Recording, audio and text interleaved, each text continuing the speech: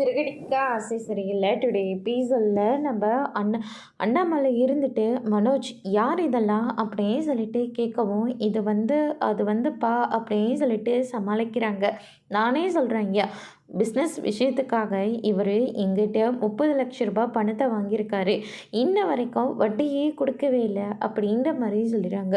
இதை கேட்ட உடனே மொத்த பேரும் ஷாக் ஆகுறாங்க.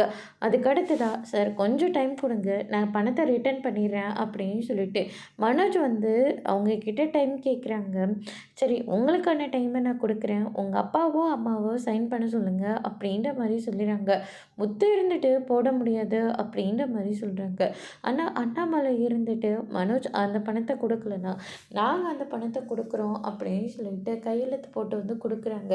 "எதுக்காக இப்படியெல்லாம் பண்ணிக்கிட்டு இருக்க? நீ அமைதியாகவே இருக்க மாட்டியா?" அப்படின்னு சொல்லிட்டு முத்து இருந்துட்டு மனோஜை அடிக்க பக்கமும், "போது நிறுத்துங்க, என்னால் யாரும் எந்த கஷ்டமும் பட தேவையில்லை, எனக்கு சேர வேண்டிய சொத்தை பிரித்து கொடுத்துருங்க, நான் என் வேலையை பார்த்துக்கிறேன்" அப்படின்ற மாதிரி மனோஜ் சொல்லிடுறாங்க.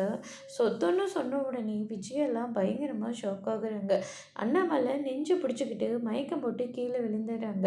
அதுக்கு அடுத்தது, "அப்பா என்னாச்சுப்பா?" அப்படின்னு சொல்லிட்டு எல்லாருமே பதறி போய் அண்ணாமலையை ஹாஸ்பிட்டலுக்கு தூக்கிட்டு போகிறாங்க. அப்பாவுக்கு என்னாச்சு? ஏற்கனவே அவருக்கு அட்டாக் வந்திருக்கு. இப்போ மறுபடியும் அவருக்கு என்ன அதிர்ச்சியாச்சு? எதுக்காக மறுபடியும் அவருக்கு அட்டாக் வந்திருக்கு அப்படின்ற மாதிரி சொல்கிறாங்க. இதை கேட்ட முத்து பயங்கரமாக ஷாக் ஆகுறாங்க. அதோட பிரம்ம முடிச்சிருக்காங்க.